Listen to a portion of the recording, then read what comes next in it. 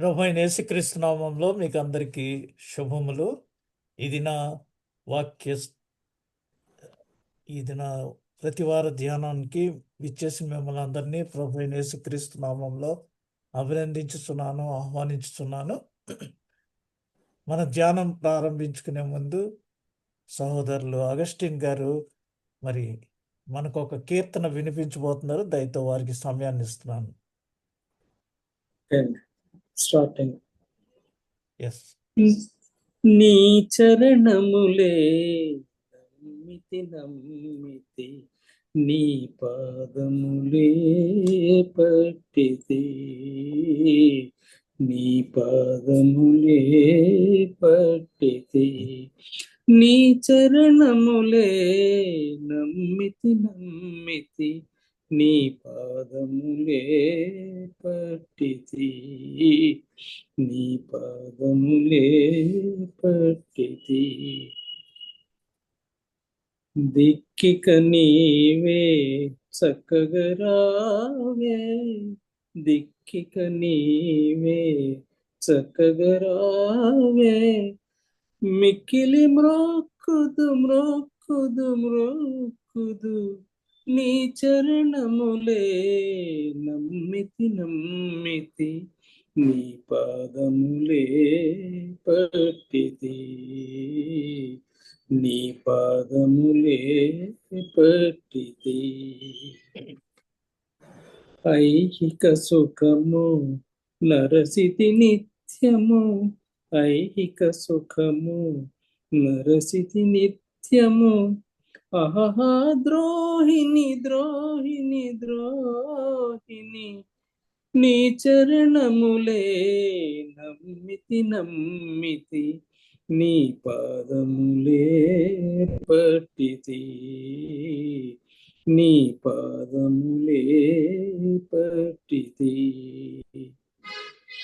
న్యాయముగాని నా క్రియలన్నీ, న్యాయముగాని నా క్రియలన్నీ, రోయుచు త్రోయకు త్రోయకు త్రోయకు, నీ చరణములే నమ్మితి నమ్మితి, నీ పాదములే పట్టితి, నీ పాదములే పట్టితి.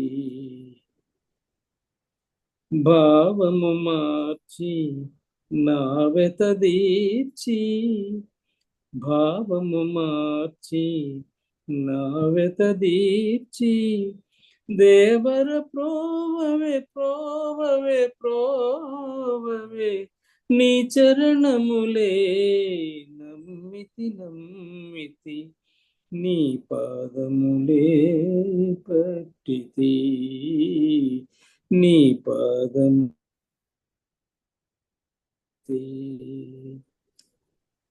చంచల బుద్ధి వంచన ఎద్ది, చంచల బుద్ధి వంచన ఎద్ది, ఉంచక త్రుంచవే త్రుంచవే త్రుంచవే, నీ చరణములే నమ్మితి నమ్మితి, నీ పాదములే పట్టితి, నీ పాదములే పట్టితి.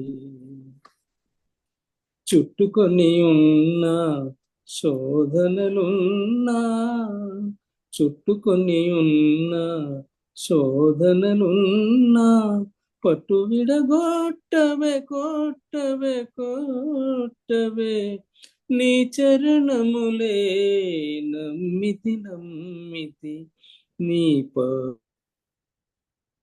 పట్టితి, నీ పాదములే పట్టితి. నాదు పిశాచి నరకుటగాచి, నాదు పిశాచి నరకుటగాచి, కాచుకో దాచవే దాచవే దాచవే, నీ చరణములే నమ్మితి నమ్మితి, నీ పాదములే పట్టితి, నీ పాదములే పట్టితి.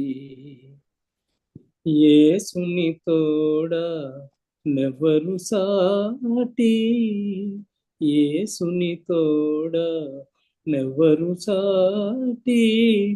దోషము బాపును నీ చరణములే నమ్మితి, నీ పాదములే పట్టితి, నీ పాదములే పట్టితి. Praise the Lord. Thank you so much అండి. చాలా చక్కటి పాట పాడారు. చాలా భావగర్భితమైన పాట. ఈ సమయంలో మనం మన ధ్యానంలోనికి వెళ్దాం.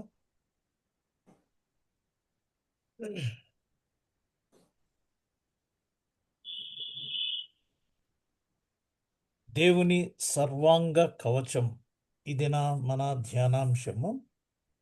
ఇది ఎఫెసీ పత్రిక 6వ అధ్యాయము 10-18 వచనాలు రాయబడిన విధంగా మనము ఈ సర్వాంగ కవచం గురించి కొద్దిసేపు ధ్యానం చేయాలని నేను ఆశించుచున్నాను.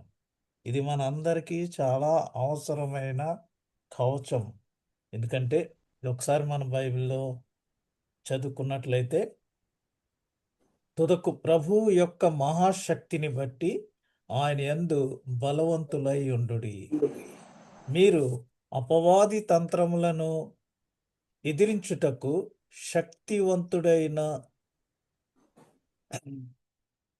శక్తిమంతులన్నట్లు దేవుడిచ్చు సర్వాంగ కవచమును ధరించుకొనుడి.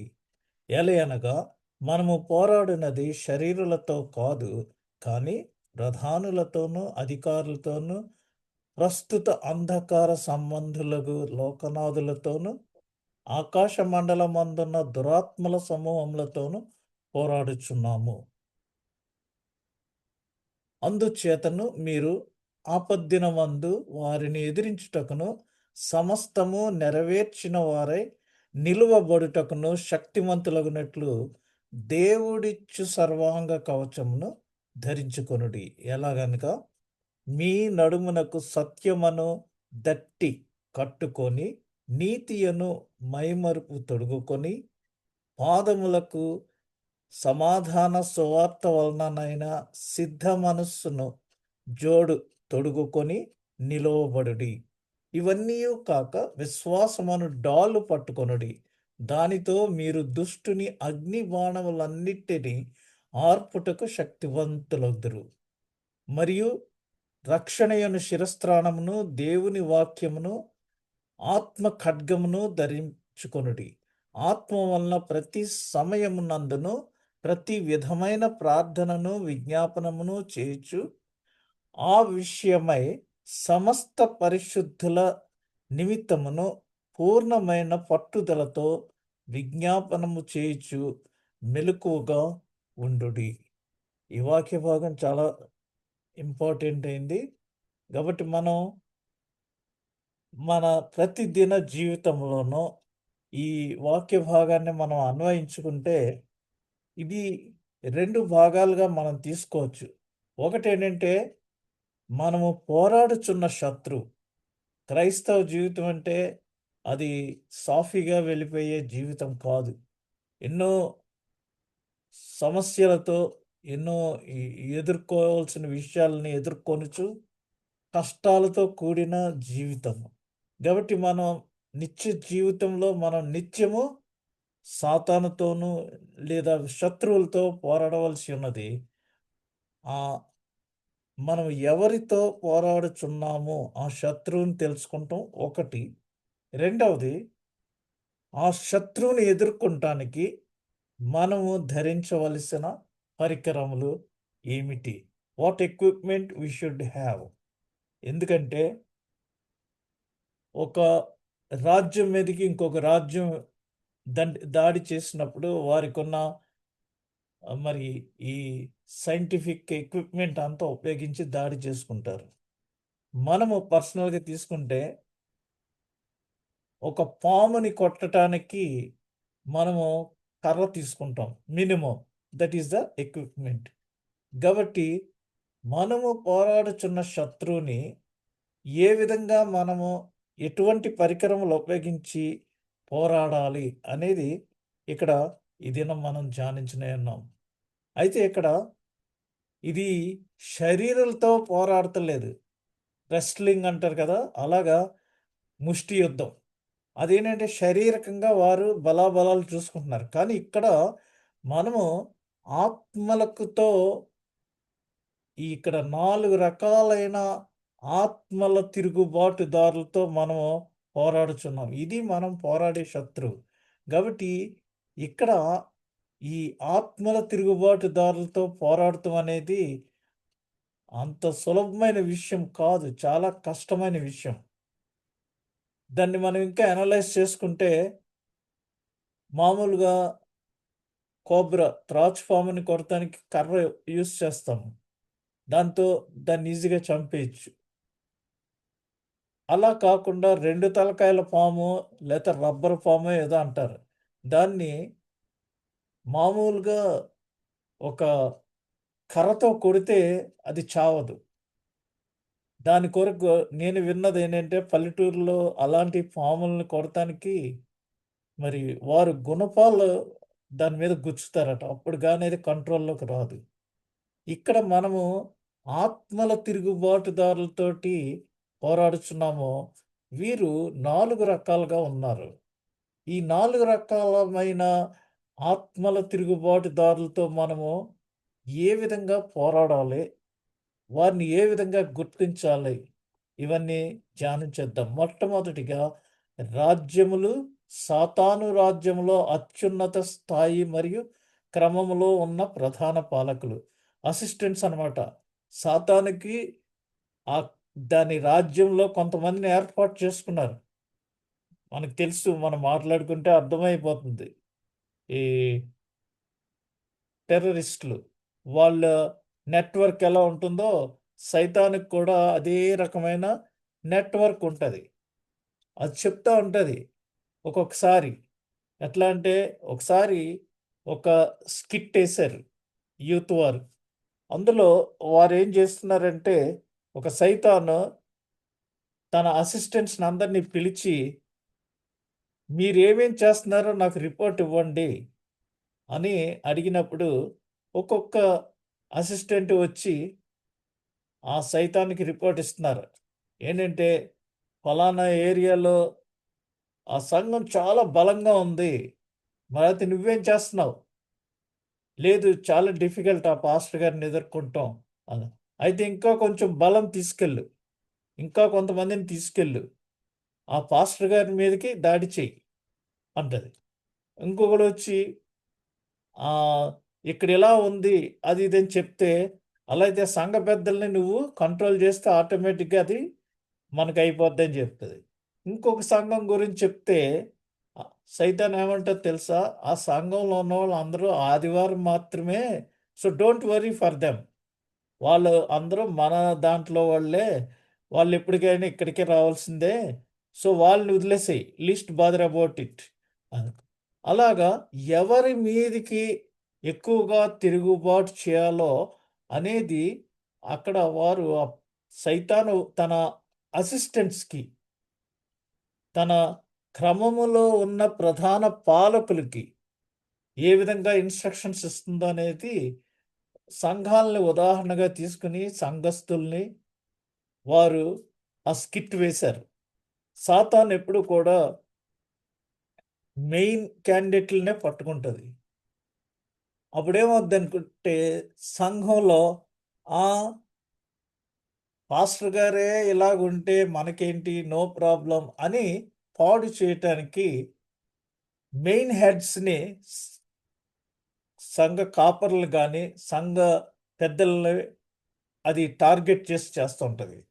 ఇప్పుడు యుద్ధంలో నిలబడినప్పుడు ఫ్రంట్ లైన్‌లో ఎవరుంటారో వాళ్ళు ఎక్కువగా ఫేస్ చేస్తుంటారు. సో, ఈ ఆత్మ సంబంధమైన ఈ యుద్ధంలో ఫ్రంట్ లైన్‌లో ఉన్నది ఎవరంటే మరి ముందుగా కాపరులు, సంఘ పెద్దలు వీరందరూ. కాబట్టి వారు స్ట్రాంగ్‌గా ఉండాలి. దేవుడు కూడా, యేసు ప్రభు కూడా చూడండి, ఎవరైతే ఆయనని హింసిస్తున్నారో, ఎవరైతే ఆయనకు ఈ తిరుగుబాటు చేస్తున్నారో అలాంటి వాళ్ళని దేవుడు కూడా పట్టుకొని సాతానుకు సిగ్గు వచ్చేటట్టు వారిని ఉపయోగించి ఆయన సువార్త ప్రకటించారు. మనం ఎన్నో ఎగ్జాంపుల్స్ చూడవచ్చు. డెడ్ ఎగనిస్ట్గా ఉన్న వాళ్ళని 180 డిగ్రీస్ తిప్పి మరి వారి ద్వారా సువార్త ప్రకటించారు. క్రైస్తవ మతాన్ని ఎక్కువగా దూషించే బ్రాహ్మణులు కొంతమంది, వారిని దేవుడు స్పందించినప్పుడు వారిలో నుంచి ఎక్కువ మంది మరి క్రీస్తుని అంగీకరించారు. ఈ రోజున ఎక్కువ పాటలు వ్రాసింది కూడా బ్రాహ్మణులే. ఎందుకంటే వారికి సంగీతం ఇవన్నీ బాగా తెలుసు కాబట్టి చక్కటి సంగీతంతో ఈ పాటలన్నీ వారు రచించారు. అధికారులు ప్రధాన పాలకుల నుండి తమ శక్తిని పొంది వారి ఇష్టమును అమలు చేయువారు. అంటే సైతాను ఆ అనుచరులకిచ్చే ఆ ఫ్లెక్సిబిలిటీ, లేదా చూడండి ఇప్పుడు కొంతమంది అధికారుల దగ్గర నుంచి పర్మిషన్ తీసుకుని, ఆ రోజుల్లో పౌలు గారు కూడా సౌలుగా ఉన్నప్పుడు తను అధికారుల దగ్గర నుంచి పర్మిషన్ తీసుకున్నాడు. ఏంటంటే క్రైస్తవుల్ని హింసించటానికి, వారిని మరి వారి మీద అత్యాచారాలు చేయటానికి ఆయన పర్మిషన్ తీసుకున్నాడు. ఆ పర్మిషన్ తోటి తనిష్టం వచ్చినట్టు ఎలా కావస్తే అలాగా వాళ్ళ మీదకి దాడి చేయటానికి బ్యాకప్ అన్నమాట. ఇది ప్రస్తుతం మన దేశంలో కూడా కొన్ని కొన్ని యాంగిల్స్‌లో నడుస్తుంది. నేను ఎక్కువ ప్రస్తావించకూడదు. ఎందుకంటే ఇవన్నీ ఒక్కొక్కసారి మానిటర్ చేయబడుతుంటాయి. యూట్యూబ్‌లో మనం మాట్లాడుతున్నయి కూడా మానిటర్ చేయబడతాయి కాబట్టి మనం వాటి గురించి ఎక్కువగా ప్రస్తావించనవసరం లేదు.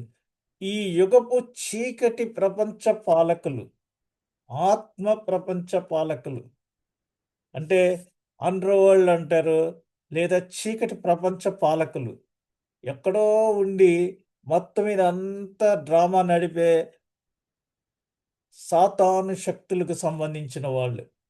ఇది వీరు మంత్రాలు చేయవచ్చు, తంత్రాలు చేయవచ్చు, లేదా మాఫియా గ్యాంగ్ అంటారు చూసారా? అలాగా వీరందరూ సైతానికి సపోర్టెడ్‌గా చీకటి ప్రపంచ పాలకులు. నాలుగవది ఆధ్యాత్మిక దుష్టత్వము, పరలోకములోని సాతాను దుష్ట శక్తులు. సాతానుతో పాటు పరలోకం నుండి కొంతమందిని క్రిందకి త్రోయబడ్డారు. వారినే ఫాలెన్ ఏంజెల్స్ అని అంటారు. సాతాను అనుచరులు అందరూ కూడా సాతానుతో పాటు క్రిందకి, పరలోకం నుంచి క్రిందకి త్రోయబడ్డారు. ఎందుకంటే ఆధ్యాత్మిక దుష్టత్వం. ఒకప్పుడు సాతాను లూసిఫర్ దేవుని సన్నిధిలో సంగీత వాయించటానికి ఉన్న ముఖ్యమైన దూత. అయితే దేవుని యొక్క సింహాసనానికే ఆశించి దానికే ఎసరు పెట్టాలనేసి ఆలోచన సాతానులో వచ్చినప్పుడు దేవుడు దానిని మరి క్రిందకు పారద్రోలాడు. అందుకని ఫాలెన్ ఏంజెల్స్ అని అంటుంటాం. అయితే ఈ శక్తులు చాలా భయంకరమైనవి. ఇక్కడ చూసారా మీరు 16వ వచనంలో మనము ఏలయనగా 12వ వచనం, ఏలయనగా మనము పోరాడునది శరీరులతో కాదు. శరీరులంటే ఫిజికల్‌గా కొట్టుకుని ముష్టి యుద్ధం చేయవచ్చు. కానీ ప్రధానులతోనూ, అధికారులతోనూ, ప్రస్తుత అంధకార సంబంధమగు లోకనాథులతోనూ, ఆకాశ మండలమందున్న దురాత్ముల సమూహముతోనూ. దురాత్మల సమూహం అంటే మరి ఎంత భయంకరంగా ఉంటదో మనం అర్థం చేసుకోవచ్చు. ఎందుకంటే ఎప్పుడైనా దెయ్యం పట్టిన వాళ్ళు ఎంత పీలగా, సన్నంగా ఉన్నా వాళ్ళని పట్టుకుని ఆపడానికి ప్రయత్నిస్తే 5, 6 మగవాళ్ళని ఒక్కసారి ఇసిరి పాడేసేంత శక్తి ఉంటది. మరి ఈ దురాత్మలకే అంత శక్తి ఉంటే దేవునికి ఎంత శక్తి ఉండాలి? ఇటువంటి దురాత్మలకుండే శక్తిని మనం ఎదిరించటానికి మనము క్రీస్తు శక్తిని కలిగి ఉండాల. అప్పుడే మనము వీటిని ఎదిరించగలం. యేసు ప్రభు మరి తాబోరు కొండ మీదకి వెళ్ళి రూపాంతరం చెంది క్రిందకు వచ్చేటప్పటికి అక్కడ ఒక పిల్లవాడిని తీసుకొని వచ్చి వాళ్ళ తండ్రి వెయిట్ చేస్తున్నాడు. ఎందుకంటే ఆయన ఏమైనా ఆ దెయ్యాలను మరి పోగొడతాడేమో అనేసి. ఈ లోపల యోధా ఏమన్నాడంటే, ఏ ఏంటి నీకేం కావాలి చెప్పంటే, నేను ఆయన కలుసుకున్నాక వచ్చానంటే, పెద్దాయన నేటి మేము చేస్తాము తీసుకుని ఏంటి నీ ప్రాబ్లం అన్నప్పుడు వాడు చెప్తే, యోధా ప్రార్థన చేసినప్పుడు ఆ దెయ్యం ఏమీ వెళ్ళలేదు. ఆ తర్వాత యేసు ప్రభు కిందకు వచ్చినప్పుడు అతను వచ్చి ఏంటి అనే విషయం కనుక్కున్నప్పుడు, నువ్వు ఏమైనా నీ వలన ఏమైనా జరుగుతాదని నేను వేచి ఉన్నానంటే, నీవు నమ్మితే ఇది సాధ్యం అవుతుంది అని ప్రభు చెప్పి, సరే నీ కొడుకుని ఇలా తీసుకురా అనేసి ఆయన గద్దించినప్పుడు ఆ దెయ్యం వదిలేసి వెళ్ళిపోయింది.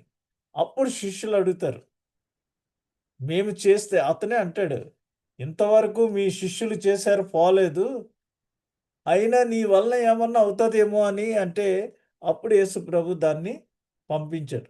ఆ శిష్యులకి అప్పుడు యేసుప్రభు గద్దిస్తారు ఏమని, ఎంత కాలము మీరు ఈ విధంగా ఉంటారు, మీరు విశ్వాసంతో దేన్నైనా ఈ కొండని సముద్రంలోకి వెళ్ళి పడమంటే ఆవగింజంత విశ్వాసంతో అది వెళ్ళి పడుతుంది అని, ఇలాంటి వీటికి మీరు ఉపవాసం ఉండి శక్తి కలిగి ప్రార్థనతో పనిచేయాలనేసి ఆయన వారికి వివరించారు. వీటిని ఎదిరించటానికి, ఇటువంటి ఆత్మలను ఎదిరించటానికి మనము ఏం చేయాలి, what we have to do అనేది ఇక్కడ మనం ఈ దినం ధ్యానించాలి. ఒకటేంటంటే అన్ని శత్రువులను, అన్ని రకములైన శత్రువులను ఎదిరించు సామర్థ్యం. ఒక్కసారి మనము స్పిరిచువల్ బ్యాటిల్ ఫీల్డ్లోకి వెళ్ళినప్పుడు మనకి ఎన్నో శక్తులు ఎదురవుతాయి. ఆ అన్ని శత్రువుల్ని ఎదిరించగలిగే కెపాసిటీ మనకు ఉండాలి. వాటిని ఎదిరించడం వల్ల అవి మన మీదకి ఎన్నో దాడుల్ని తెచ్చే సామర్థ్యం, అది తట్టుకునే సామర్థ్యం కలిగి ఉండాలి. ఎందుకంటే ఒక దెయ్యాన్ని మనం పంపించినప్పుడు ఆ దెయ్యం వేరే ప్లేస్ ఎక్కడుందా అని వెతుక్కుంటుంది. ఈ ఇల్లు ఖాళీ చేసేస్తే వాళ్ళు వేరే ఇంట్లోకి వెళ్ళాలి. అందుకనే ఒకసారి మరి ఒక దెయ్యాన్ని వెళ్ళగొట్టేసి ఆ ఇల్లు అంతా క్లీన్గా ఉండి ఖాళీగా ఉంటే వెళ్ళిపోయిన దెయ్యము మరలా 7 దెయ్యాలని పట్టుకుని వచ్చి ఇక్కడ చాలా బాగుందని మరలా అక్కడికి వచ్చింది. అలా దాడులను తట్టుకునే సామర్థ్యం మనకి ఉండాలి. సాతాను యొక్క ప్రతి అగ్ని బాణమును ఆర్పే సామర్థ్యం కలిగి ఉండాలి. ఈ 3 సామర్థ్యాలు ఒక్కొక్కసారి మనము క్రీస్తు కొరకు నిలబడినప్పుడు క్రీస్తు మనకి శక్తినిస్తాడు. అంతేగాని ఈ శత్రువుకి మనం భయపడి వెనక్కి తగ్గిపోతే మనకి ఎదిరించే కెపాసిటీ ఉండదు. లేదా నాకెందుకులే, నా మీదకైనా దాడి జరుగుతుంది అని అంటే దాడులు తట్టుకునే సామర్థ్యం కూడా మనకి ఉండాలి. ఎందుకంటే మనము ఒకసారి నాగల మీద చెయ్యి వేసిన వాళ్ళం వెనక్కి తిరిగి చూడకూడదు. ప్రభు కోసం ఏమైనా చేయగలమనే కమిట్మెంట్ తోటి మనము ముందుకు వెళ్ళినప్పుడు మరి దానిని మనము ఎదుర్కోగలం. అంచేత వీటిని ఎదిరించటానికి కొంత ఎక్విప్మెంట్ మనం పెట్టుకోవాలనేసి ఈ దినము ఈ వాక్య భాగం ద్వారా మనం తెలుసుకుంటున్నాము. ముఖ్యంగా ఈ యొక్క ఈ సాతాను శక్తులను, ఈ ఆత్మలను ఎదుర్కొనటానికి మనకు కొన్ని ప్రోటోకాల్స్ లేదా కొన్ని ఆజ్ఞలు ఇవ్వబడినాయి. అవేంటంటే ఫస్ట్ ఆఫ్ ఆల్ మనము ప్రభువునందు బలవంతులై ఉండాలి. ప్రభువునందు బలవంతులై ఉండాలి. ఎందుకంటే మన శక్తి ప్రభువునందు ఉండాలి. ఆయన శక్తి అందు బలవంతులై ఉండవలేను. ఎఫెసీ ఇక్కడ చూడండి, తుదకు ప్రభు యొక్క మహాశక్తిని బట్టి ఆయన యందు బలవంతులై ఉండుడి. మన బలం కేవలం మన బలం మీద కాదు, ఆయన యందు మనం బలవంతులమై ఉండవలెను.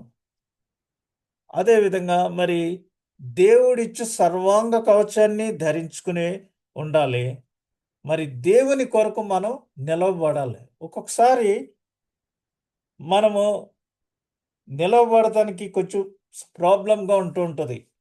ఎవరైనా ఏదైనా చేయమంటే ఇనిషియేషన్ సరిగా ఉండదు. అయితే మనము దేవుని కొరకు నిలవబడినప్పుడు దేవుడే మనకు ఆ సామర్థ్యాన్ని, శక్తిని ఇస్తాడు. ఎందుకంటే మీరు చూడండి, ఫిలిష్తీయులు ఈ ఇశ్రాయేలీయుల్ని ఛాలెంజ్ చేసి గొలియాతు ఎవరన్నా ఉంటే రండి అని సవాలు చేసినప్పుడు దావీదు ఒక సామాన్య మానవుడిగా నిలవబడ్డాడు. దేవుడు అతనికి శక్తినిచ్చాడు, యుక్తినిచ్చాడు. చాలా యుక్తిగా దావీదు గొలియాతుని మరి ఎదుర్కొన్నాడు. కాబట్టి దేవుని కొరకు నిలవబడినప్పుడు దేవుడే మీకు ఏమి చేయవలననేది ఆయన నడిపిస్తాడు. సత్యం అనే దట్టి కట్టుకోవాలి. నీతి అను ఛాతి కవచము, బ్రెస్ట్ ప్లేట్ ఈ ముందు వేసుకునాలి. సమాధానం అనే సిద్ధపాటు మన పాదములకు చెప్పులుగా వేసుకోవాలి. ఇవన్నీ చేస్తూ మనము ఆత్మలో ప్రార్థన చేయాలి. ప్రార్థనలో మెలకువగా ఉండాలి. ఇవన్నీ ఆజ్ఞలు మనకి ఇవ్వని. You do like this, you do like this. ఏమంటే ఆత్మలో ప్రార్థించటం. చాలామంది ప్రార్థన చేస్తారు మామూలుగా లిప్స్ తోటే. లిప్స్తో చేసిన దానికి ఆత్మలో చేసిన దానికి చాలా తేడా ఉంటుంది. మామూలుగా చాలామంది ఏడుస్తూ ఉంటారు. అదేంటంటే సూపర్ఫిషియల్గా షాలో వాటర్స్కి డీప్ వాటర్స్కి ఎంత డిఫరెన్స్ ఉందో, అయితే మన హృదయంలో బాధ ఉన్నప్పుడు అప్పుడు మనము పశ్చాత్తాపంతో దేవుని ముందు ఏడ్చేది, అది ఆత్మలో మనం ప్రభు సన్నిధిలో పశ్చాత్తాపడటం అనేది. ఆ విధంగా ఆత్మలో ప్రార్థన చేయాలి మనం. ఏదో మనకొచ్చిన వాక్యాలు వల్లించేస్తే అది మామూలు ప్రార్థన. అయితే ఆత్మలో ప్రార్థించడం అంటే యేసు ప్రభు గెత్సెమనే తోటలో శిష్యులందరిని అక్కడ పెట్టి పేతురు, యోహాను, యాకోబులు మాత్రం ముందుకు తీసుకెళ్ళి మనము శోధనలో ప్రవేశించకుండానట్లు కొంచెం సేపు మీరు ప్రార్థన చేయడం చెప్పి ఆయన వెళ్ళి ప్రార్థన చేసి మరలా వచ్చి, ఏంటి మీరు నిద్రపోతున్నారా అంటే, లేదు ప్రభువా, ఆత్మ సిద్ధమే కానీ శరీరం సహకరించట్లేదు, సాతాను మమ్మల్ని శోధిస్తుంది అని చెప్పాడు పేతురు. సరే, ప్రార్థన ఇకనైనా మేము ప్రార్థన చేస్తామని చెప్తే ఆయన వెళ్ళి ప్రార్థన చేసేటప్పుడు మరి ఆయన చెమట రక్తపు బిందువుల్లో దట్ మచ్ ఆయన తనలో తాను మరి ఆ పోరాటాన్ని పోరాడుచు తన చెమటే రక్త బిందువుల్లో వచ్చే అంతిదిగా మరి ఆత్మలో ప్రార్థన చేశాడు. ఆ విధంగా మనము ఆత్మలో ప్రార్థన చేసేవారుగా ఉండాలి. ఇప్పుడు మనము ధరించవలసిన ఉపకరణాలు ఏంటి, what equipment we have to wear అని మనం ఒకసారి చూస్తే ఎఫెసీ పత్రిక 4వ అధ్యాయము 27వ వచనంలో అపవాదికి చోటియ్యకుడి. ఒకసారి చోటిస్తే ఏదో రకంగా అది ఎంటర్ అవుతుంది. చిన్న రంధ్రం ఉంటే అందులో ఒంటె నెమ్మదిగా దూరి ఏ విధంగా ఎంటర్ అవుతుందో అలాగా అపవాదికి చోటియ్యకుడి. దొంగిలవాడు ఇక మీదట దొంగిలక అక్కరగల వారికి పంచిపెట్టుటకు వీలు కలుగు నిమిత్తము తన చేతులతో మంచి పని చేయుచు కష్టపడవలెను. దొంగిలవాడు ఇక మీదట దొంగిలకోకుండా కష్టపడి పనిచేసి అక్కర్లో ఉన్న వారికి అది పంచిపెట్టేటట్టు మరి వాడు మంచి పని చేయుచు కష్టపడవలన అనేసి ఇక్కడ చెప్తున్నాను. దుష్టుల ఆలోచన చొప్పున నడవక అపహాసకులు కూర్చుండు చోటను కూర్చుండక. ఎందుకంటే మనము ఆ ఏరియాలోకి వెళ్ళి వాళ్ళతో మాట్లాడుతుంటే మనల్ని తీసుకెళ్ళి వాళ్ళ లిస్టులో వేసేస్తారు. అంచేత అపవాదికి మనము ఎక్కడ చోటు ఇయ్యకోకుండా మనము జాగ్రత్తగా ఉండాలి. ఎందుకంటే మనము ఈ లోకంలో వేరుపరచబడిన జనాంగమును. మనం ఈ లోకంలో జీవిస్తున్నాము కానీ ఈ లోకంతో కలిసిపోయి మనం జీవించట్లేదు. అందుచేత మనల్ని ఎప్పటికప్పుడు మనము వేరుపరుచుకుంటున్నాము. యేసు తన స్వరక్తమిచ్చి మనల్నందరినీ కొన్నాడు. కాబట్టి మనము ఆయన సొత్తు కాబట్టి జాగ్రత్తగా ఈ లోకంలో మనం జీవించవలెను. అయితే మనం ధరించవలసిన ఉపకరణాల్లో ఏమేమని మనం ఒకసారి చూస్తే ఈ పిక్చర్‌లో చూసారు కదా మీరు. ఇది దేవుని యొక్క సర్వాంగ కవచము. రక్షణ అనే శిరస్త్రాణము. మనం రక్షణ లేకుండా అసలు ఏమీ చేయలేం ముందు. రక్షించబడితేనే కదా! కాబట్టి ఈ రక్షణ అనేది హెల్మెట్‌తో పోలుస్తున్నాడు. హెడ్ ఇంజ్యూరీ ఏమి అవ్వకోకుండా మనం హెల్మెట్ ధరిస్తా ఉంటాం కదా! అది. బ్రెస్ట్ ప్లేట్ ఆఫ్ రైచియస్‌నెస్, నీతి, సత్యము వీటికి సాదృశ్యంగా మరి బ్రెస్ట్ ప్లేట్ ఇక్కడ వ్రాయబడి ఉంది. మనం చూస్తే అందుచేత మీరు దేవుడి చూడండి, సత్యమును దట్టి కట్టుకొని నీతియను పై మరుగు తొడుగుకొని. ఈ సత్యము ట్రూత్ అనేది ఇక్కడ వీడు బెల్ట్ కింద కట్టుకున్నాడు చూసారు కదా, బెల్ట్ ఆఫ్ ట్రూత్ అన్నారు. సత్యమును దట్టి. అందుకనే మరి యెహోవా దేవుడు నేను నా ప్రజల మధ్య నివసించడానికి నాకొక మందిరమును, ప్రత్యక్ష గుడారమును ఏర్పాటు చేయన్నప్పుడు మోషే దానిని మరి నిర్మించాడు. దాని డీటెయిల్స్ అన్నీ ఇచ్చాడు. అక్కడ యాజకులకి ఆయన మరి బ్రెస్ట్ ప్లేట్ 12 గోత్రాల వారు 12 స్టోన్స్ తోటి ఒక ఛాతికి ఒక కవచాన్ని కింద వేసుకోవాలని పెట్టారు. అలాగా ఇక్కడ మరి నీతి అను కవచాన్ని ధరించాలి. సత్యమను దట్టి కట్టుకొని. ఈ కాపర్లు యాజకులు వారు వేసుకునే అంగీని క్యాసిక్ అంటారు. అనగా అరబిక్ భాషలో అయితే వీరు ధరించేది కూడా సిమిలర్గా అలా ఉంటుంది. దానినైతే దిస్తాష అంటారు. అయితే మరి కాపర్లు యాజకులు వేసుకునే ఆ యొక్క పైనుంచి కింద వరకు ఉండే ఆ నిలువు టంగిని క్యాసిక్ అని అంటారు ఇంగ్లీష్లో. దానిపైన పల్చటి వస్త్రాలతోటి వేసుకునేది సర్ప్లస్. సో సర్ప్లస్ పైనుంచి కింద వరకు కాకుండా మోకాళ్ళ వరకు ఉంటుంది, లూజ్గా ఉంటుంది హ్యాండ్స్. ఈ క్యాసిక్ మాత్రం క్యాసిక్ని ఒక దట్టితో నడుము బిగిస్తారు. అది సత్యం అనే దట్టి కట్టుకుంటానికి సాదృశ్యంగా ఉంది. ఇంగ్లీష్లో దాన్ని ఏమంటారంటే గర్డిల్ అంటారు. ఆ గర్డిల్ బ్లాక్ది అయితే మామూలుగా జూనియర్ పాస్టర్ అని, వైట్ది అయితేనేమో సినడ్ ప్రెసిడెంట్ లేదా బిషప్ అని, సినడ్ బిషప్ అని, అదే ఊదా రంగుదైతే మరి సంఘ అధ్యక్షులు ఆయన మాత్రమే ఈ ఊదా రంగు గర్డిల్ కట్టుకుంటారు. అందుచేత క్రమము కొద్దీ బ్లాక్, వైట్ అండ్ పర్పుల్ ఆయా రకాలైన దట్టిలు వారు ధరిస్తూ ఉంటారు. షీల్డ్ ఆఫ్ ఫెయిత్, విశ్వాసమను డాలు ఇక్కడ 144 సెక్షన్ కానీ ఏదైనా పెట్టినప్పుడు లేదా రిజర్వ్ పోలీసులు వచ్చినప్పుడు వాళ్ళు ముందు ఇలాగా ఒక డాలు లాంటిది పట్టుకుని ప్రజల్ని కంట్రోల్ చేస్తూ ఉంటారు అటాక్స్ జరిగినప్పుడు.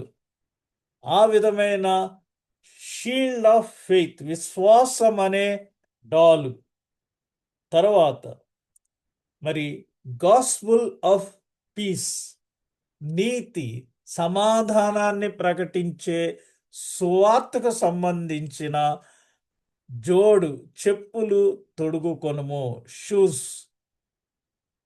నీ మరి చివరిగా స్వర్డ్ ఆఫ్ ద స్పిరిట్, ఆత్మ ఖడ్గమును ధరించుము, ఆత్మ ఖడ్గమును పట్టుకొనుము. ఇది ఆత్మ ఖడ్గం అంటే వాక్యం అనే ఖడ్గము. వాక్యము 2 అంచులు పదును గల ఖడ్గము. ఇప్పుడు మనం ఒక్కొక్కటి గమనిద్దాము. సత్యము అనేది దట్టిగా అనగా చుట్టూ, నడుము చుట్టూ కట్టుకోవాలి. ఈ సత్యానికి ఆపోజిట్ ఏంటంటే అబద్ధం. సాతాను మరి ఎటువంటి అబద్ధికుడో, ఈజ్ ఎ ఫాదర్ ఆఫ్ లైస్. అబద్ధాలని సృష్టించటంలో కూడా సాతాను నెంబర్ 1. ఎలా అంటే డౌట్స్ క్రియేట్ చేస్తాడు, అబద్ధాలు సృష్టిస్తాడు, ఉన్నవి లేనట్టుగా లేనివి ఉన్నట్టుగా. మరలా ఆ అబద్ధాన్ని సృష్టిస్తే అసలు ఏ విధమైన డౌట్ లేకుండా అందరూ పడిపోయేటట్టుగా సాతాను అబద్ధాలు చెప్తూ ఉంటాడు. కాబట్టి మనము సత్యం అనే దట్టి కట్టుకుంటే సాతాను చెప్పే అబద్ధాలని మనము మరి క్రైస్తవులు ఎవరు కూడా మోసపోరు. నీతి అనే మైమరుపు, క్రైస్తవుడికి స్థిరమైన ప్రతిదిన జీవితము ఉండాలి. స్థిరమైన అంటే ఇందాక అగస్టిన్ గారు చక్కటి పాట పాడారు. ఆ పాటలో ఒక చరణంలో 5వ చరణంలో ఉంది. ఇక్కడ మనకి నీతి అనే మైమరుపు అంటే క్రైస్తవుని యొక్క ప్రతిదిన జీవితం, రోజువారీ నడక మరి శాంతి మార్గంలో మనం నడుస్తున్నప్పుడు సాతాను ఆ ఏరియాలోకి రాలేడు ఎట్టి పరిస్థితుల్లో కూడా. అయితే మనము మరి ఆ విధమైన చూడండి నీతిని కలిగి మనము జీవించాలి. అందుకని ఇక్కడ పురుషోత్తం చౌదరి గారు నెమ్మది గురించి, నమ్మిక గురించి ఈ పాట వ్రాసి ఏం చెప్తున్నారంటే, చంచల బుద్ధి వంచన ఎద్ది ఉంచక త్రుంచవే త్రుంచవే త్రుంచవే. చంచల బుద్ధి అంటే సంఘంలో కొంతమంది ఉంటారు. వారు ఎలా ఉంటుందంటే వారి నడక మీకు బాగా అర్థమవడం కోసం నేను చెప్పేది ఏంటంటే, పీత క్రాబ్ ఉంది కదా, పీత నడక ఎలా ఉంటుందో మీకు అందరికీ తెలుసు. ఒక కాలు ఇటేస్తుంది, ఒక కాలు ఇటేస్తుంది. ఏ డైరెక్షన్లో వెళ్తుందో మనకి తెలియదు. ఆ విధమైన చంచల బుద్ధి, it's very difficult to predict. కొంతమంది అటువంటి పరిస్థితులతో కూడిన నడక ఉంటే అది మరి దానిని త్రుంచవే, దానిని ఉంచకోకుండా త్రుంచేయి అనే ఈ భక్తుడు పాట ద్వారా మనకి తెలియజేస్తున్నాడు. క్రైస్తవుడు ఒక స్థిరమైన, ఒక ఫిక్స్డ్ డే లైఫ్, నా దిన జీవితం ఈ విధంగా ఉండాలి అని ఒక ప్రోటోకాల్ ప్రకారంగా స్థిరమైన ప్రతిదిన జీవితం కలిగి ఉన్నప్పుడు సాతాను అతని ఏరియాలోకి ఎట్టి పరిస్థితుల్లోనూ రాడు. మరి శాంతి మార్గంలో మనము నడవవలెను. మరి ఒకటి సమాధానం అనే జోడు మనము తొడుగుకొనవలెను. అది రోమపత్రిక 10వ అధ్యాయము 15వ వచనంలో ప్రకటించువారు పంపబడిన ఎడల ఎట్లు ప్రకటించెదరు. ఒకవేళ మనము ప్రతి వారము ప్రభురాత్రి భోజన సంస్కారంలో పాల్గొంటున్నాం. అక్కడ యాజకులు మనకి ఏం చెప్తున్నారంటే, ఇది అందరికీ ఉచితము, అందరూ ఈ బల్లలో పాల్గొనవచ్చు. అయితే ఇది ప్రభు శరీరమని, ప్రభు రక్తమని యోచించి ఇందులో ఉన్న ఆత్మీయ అర్థాన్ని అర్థం చేసుకొని ఇందులో పాల్గొనాలి. ఆషామాషిగా ఇందులో పాల్గొనకూడదు. అలా పాల్గొంటే వ్యాధిగ్రస్తులు అవుతారు అని చెప్పి, విత్ వన్ కండిషన్ ఏంటంటే, ఎవరైతే ఈ భోజనంలో ఈ పానంలో పాలు పంపులు పంచుకుంటారో వారు క్రీస్తు వచ్చు పర్యంతము, మన మరణ పర్యంతము, అంటే till we die, till our last breath, మనము క్రీస్తు యొక్క శరీర మరణ పునరుద్ధానములను ప్రచురించబద్ధులమై ఉన్నాము. కాబట్టి మనము ప్రతి దినము సువార్త ప్రకటించవలసిన వారమై ఉన్నాం. ఒకవేళ మరి మనము ప్రకటించలేకపోతే ప్రకటించువారు పంపబడవలెను. మనము ఎవరినైనా మన తరపున పంపితే అక్కడ వారు ప్రకటించుదురు. అందుకనే ప్రకటించువారు పంపబడని ఎడల ఎట్లు ప్రకటించుదురు? కాబట్టి మనము ప్రకటించాలి. ఒకవేళ మనము వెళ్ళలేకపోతే మనము ఎవరినన్నా పంపించాలి, వారిని సపోర్ట్ చేయాలి. ఇందు విషయమై ఉత్తమమైన వాటిని గూర్చిన సువార్త ప్రకటించు వారి పాదములెంతో సుందరమైనవి అని వ్రాయబడి ఉన్నది. సువార్త ప్రకటించు వారి పాదములు సుందరమైనవి అనేసి. అయినను అందరూ సువార్తకు లోబడలేదు ప్రభువా, మేము తెలియచేసిన సమాచారం ఎవడు నమ్మెను అని యెషయా చెప్పుచున్నాడు కదా. దీని యొక్క ఇన్నర్ మీనింగ్ ఏంటంటే, ఇక్కడ యెషయా చెప్తున్నాడు, అయితే మన భారతదేశానికి సువార్త వచ్చిన తొలి దినముల్లో మిషనరీస్ సువార్త ప్రకటించడానికి వచ్చి మనకి ఎంతో కల్చర్ నేర్పించారు, శుభ్రత నేర్పించారు. వీటితో మరి వారు సువార్త ప్రకటించారు మనకి. అయితే ఆ సువార్తకు లోబడలేదు ప్రభువా అందరూ. అంటే ఎవరంటే, ఈ సువార్తను ప్రకటించినప్పుడు అగ్ర కులస్తులు వారు ఆషామాషిగా తీసుకుని వారు లోబడలేదు. అయితే మరి నిమ్న కులస్తులు అనగా తక్కువ జాతి వారు వారికున్న సమస్యల వలన ఎప్పుడైతే సువార్త ద్వారా వారికి ఎంతో కొంత రిలీఫ్ దొరుకుతుందని నమ్మారో వారు ఎక్కువగా దేవుని అంగీకరించి వారిలో సువార్త బలపడింది. అయితే కొంతకాలమైన తర్వాత వారు దానిని ఏ విధంగా మార్చారంటే, యేసు ప్రభు తక్కువ జాతి కులస్తులకు చెందినవాడు అని ఒక స్టాంప్ వేశారు. అదేదో మాకు ముందు చెప్పుంటే మేము నమ్ముండేవాళ్ళం కదా, ఇప్పుడు మేము నమ్మితే వాళ్ళతో మేము సమానమైపోయాము కదా అనే విధంగా వారు సువార్తకు లోబడలేదు. ముందు చెప్పినప్పుడు వారు కేర్ చేయలేదు. అయితే ఎవరైతే అక్కర్లో ఉన్నారో వారు ఆ సువార్తకు లోబడ్డారు. వారు మొట్టమొదటిగా నమ్మారు. కాబట్టి వినుట వల్ల విశ్వాసము కలుగును, వినుట క్రీస్తును గూర్చిన మాట వల్ల కలుగును. వినుట వల్ల విశ్వాసం కలుగుతుంది. అసలు వాళ్ళు ముందు వినలేదు, వి డోంట్ కేర్ అన్నారు. ఎందుకని?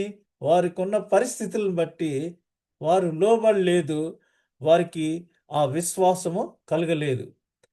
విశ్వాసం అనే డాలు ఎవరైనా మీదకి వస్తుంది, ఇలా ముందుగా మనం ఒక డాల్ లాంటిది పట్టుకుంటాం, షీల్డ్. ఇప్పుడు చూస్తున్నారు కదా మీరు, ప్రైమ్ మినిస్టర్స్, చీఫ్ మినిస్టర్స్ వెళ్తున్నప్పుడు వారికి ఉన్న సెక్యూరిటీ వాళ్ళు ఒక హ్యాండ్ బ్యాగ్స్ మోస్తున్నారు. ఆ హ్యాండ్ బ్యాగ్స్ ఏంటని గమనిస్తే, ఎప్పుడైనా ఏమన్నా అవసరం అయితే వారు హ్యాండ్ బ్యాగ్ని ఇలా అనగానే అది ఒక డాల్ కింద మారుతుంది. అతన్ని ప్రొటెక్ట్ చేయటానికి అది ఇలా అనగానే ఒక షీల్డ్ కింద మరి విచ్చుకుంటుంది.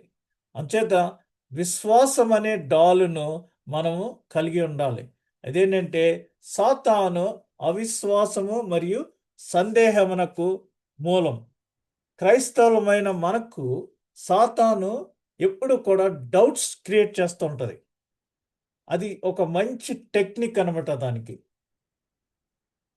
అందుకనే ఆదికాండంలో 3వ అధ్యాయం 1వ వచనంలో దేవుడైన యెహోవా చేసిన సమస్త భూ జంతువులలో సర్పము యుక్తి గలదై ఉండెను. అది స్త్రీతో, ఇది నిజమా? ఈ చెట్లలో దేని ఫలములనైనను మీరు తినకూడదని దేవుడు చెప్పెనా అని అడిగాను. ఆ చెప్పెనా, ఇది నిజమా అనేది సాతాను మనలో పనిచేస్తేనే ఆ డౌట్లు వస్తాయి. నిజమును నిజముగా మనం అంగీకరించి వినుట వల్ల విశ్వాసము కలుగును. మనం వినుకోకుండా సగం ఇది సగం అది వింటే సాతాను యొక్క డౌట్స్లోకి మనము ఆకర్షితులమవుతాం. ఎప్పుడైతే సాతాను స్త్రీతో, నీకు తెలీదా, ఇది నిజమా, దేవుడు అలాగే చెప్తాడు, ఈ చెట్టు ఫలం తింటే మీకు పూర్తిగా అన్నీ తెలిసిపోతాయి, మంచి చెడ్డలనిచ్చే చెట్టు ఇది అని చెప్పినప్పుడు అవ్వ వెంటనే టెంప్ట్ అయ్యి ఆ ఫలము తిన్నది. కాబట్టి ఇది నిజమా అని ముందు డౌట్ క్రియేట్ చేసేది సాతాను. అందు నిమిత్తమై మనము సరి అయిన విశ్వాసాన్ని కలిగి ఉండాలి.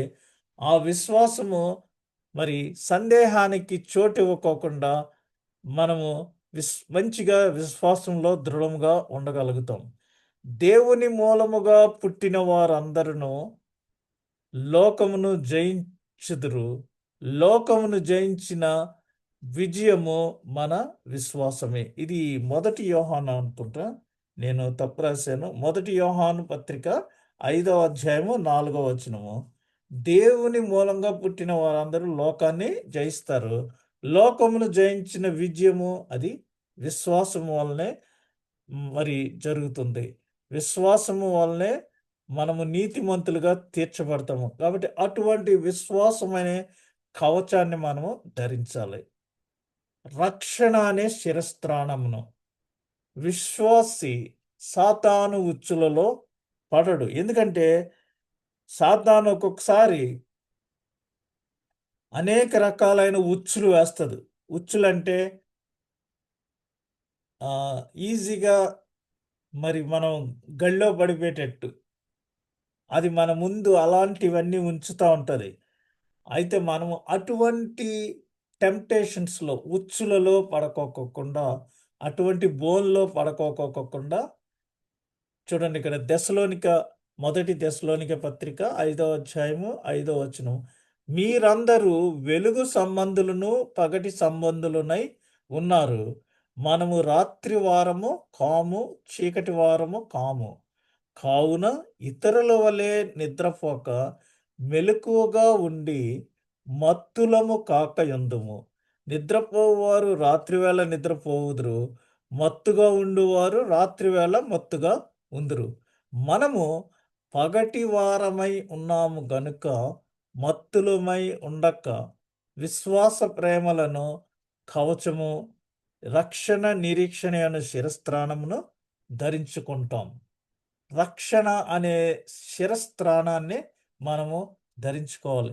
హెల్మెట్ మనకి ఏ విధమైన హెడ్ ఇంజరీ కాకుండా, అనగా మన మనస్సును ఏ విధంగానూ అటు ఇటు తిప్పుకోకుండా రక్షణలో ఉండి స్థిరమైన విశ్వాసంలో మనము నిలిచి ఉండాలి.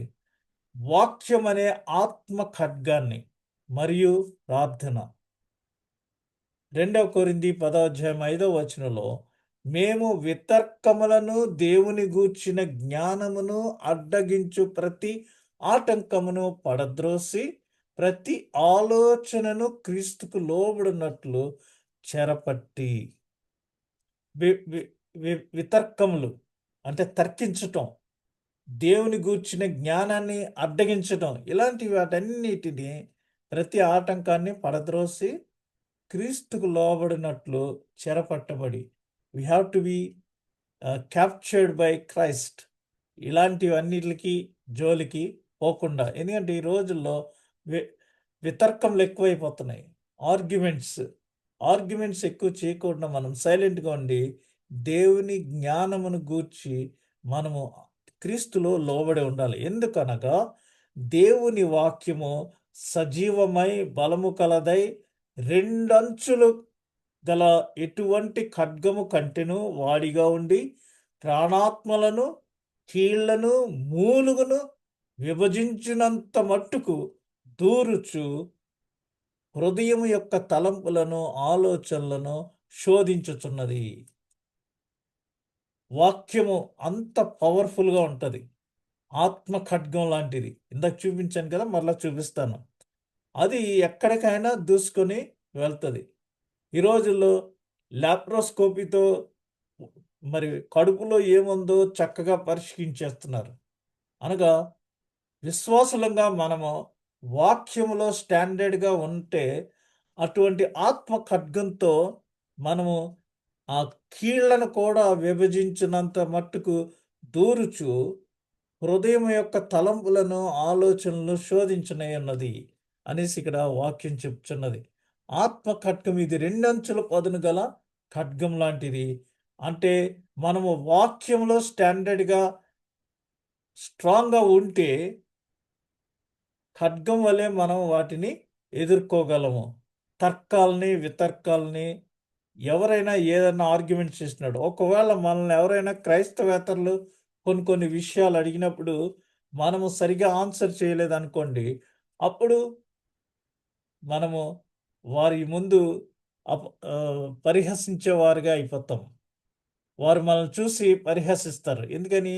నీకు మాత్రం తెలీదా, పేరు క్రైస్తవుడు అని వారు మనల్ని మరి అపహసిస్తారు చూసి. అంచేత మన వాక్యములో బలముగా ఉండాలి. అందుచేతే వాక్యమను ఖడ్గంతో మనము ధరించి ఉండాలి. ఇక్కడ చూడండి, ఆర్మర్ ఆఫ్ గాడ్ అంటే దేవుని సర్వాంగ కవచం. ఇంతవరకు మనం ఎఫెసీ పత్రిక 6వ అధ్యాయము 10 నుంచి 18 వచనాలు ధ్యానం చేశాము. ఇది రక్షణ అనేది నిరీక్షణ, రక్షణ అనేది శిరస్త్రాణము, హెల్మెట్. నీతి అను ఛాతి కవచం ధరించుకోవాలి. మరి ఆత్మ అనే ఖడ్గాన్ని, వాక్యముతో కూడిన ఆత్మ ఖడ్గము చూసారా, బొడ్డుని ఎలా పెట్టుకున్నాడో, నీతి అను దట్టి, ఈ బెల్ట్ నడుముకు ఈ దట్టి కట్టుకున్నాడు. నీతి అను దట్టిని ధరించారు. మరి విశ్వాసం అనే డాలుని పట్టుకున్నాడు. ఎవరైనా మీదకి వస్తే ఆ డాలుతో ముందుకు వెళ్తాడు. మరి సువార్త ప్రకటించు వారి పాదములు ఎంతో సుందరమైనవి అన్నట్టు, మరి సువార్త, సమాధాన సువార్త ప్రకటించడానికి ఆ జోడు తొడుగుకొనుము అని వ్రాయబడి ఉన్నది. కాబట్టి ఇవన్నీ మనము ధరించి, ఈ యుద్ధోపకరణములన్నీ ధరించి ఈ వాయుమండలంలో ఉన్న ఆ దురాత్మలతో మనము పోరాడగలుగుతాము. ఇవి లేకుండా మనము వారితో పోరాడలేము. ఆత్మలో మనము ప్రార్థించే వారంగా ఉండాలి. అప్పుడే వాటిని జయించగలం. కాబట్టి మరొకసారి ఈ యొక్క యుద్ధోపకరణాలన్నీ నేను మీకు వివరిస్తున్నాను. రక్షణ అనే శిరస్త్రాణాన్ని కలిగి ఉండాలి. నీతి అనే ఛాతి ప్లేట్ కవచాన్ని ధరించుకుంటాం. అదేవిధంగా మరి విశ్వాసం అనే డాలును పట్టుకుని ద్రబ్బలాడతాము. సత్యం అనే దట్టి కట్టుకొని వాక్యం అనే ఖడ్గముతో సమాధానము సువార్త ప్రకటించే చెప్పులను మనము ధరించుకుంటాము. ఇవన్నీ మనము ఉన్నప్పుడు ఎవరినైనా ఎదుర్కోగలము ధైర్యంగా. మరి ఈ నెలలో, అక్టోబర్ నెలలో మతోద్ధరణ, మత సంస్కరణ జరిగింది. మార్టిన్ లూథర్ ఒక్కడే ఎంతో ధైర్యంగా మరి వాక్యము ద్వారా ఆయన రోమా పత్రిక, గలతీ పత్రిక బాగుగా టీచ్ చేశాడు. కాబట్టి అందులో నీతిమంతుడు విశ్వాస మూలముగా జీవించును, సాల్వేషన్ బై ఫెయిత్, ఇవన్నీ వడపోసి ఆ రోజుల్లో సంఘంలో మరి జరుగుచున్న అనాథరైజ్డ్ థింగ్స్ని, వాటినన్నిటినీ ఎదిరించి ఆ నియంత్రణతో విసిగిపోయి వేదాంత శాస్త్రంలోని కీలాంశములపై విభేదించి సంఘ సంస్కరణ చేస్తున్నాడు. ఈ దినము మరి మార్టిన్ లూథర్ యొక్క జన్మదినం కాబట్టి మరొకసారి మనము ఈ యొక్క గొప్ప మత సంస్కరణ 1517లో చేసిన మార్టిన్ లూథర్ గారి యొక్క జన్మదినాన్ని మరి ఒకసారి మనం గుర్తు చేసుకునటం మనకెంతో ఆశీర్వాదకరము. ఈ విధంగా మనము మన యుద్ధోపకరణములను ధరించుకొని మనము ఈ దురాత్మలతో పోరాడుటకు దేవుడు మనందరికీ తగిన సహాయమును దయచేయునుగాక. ఆమేన్.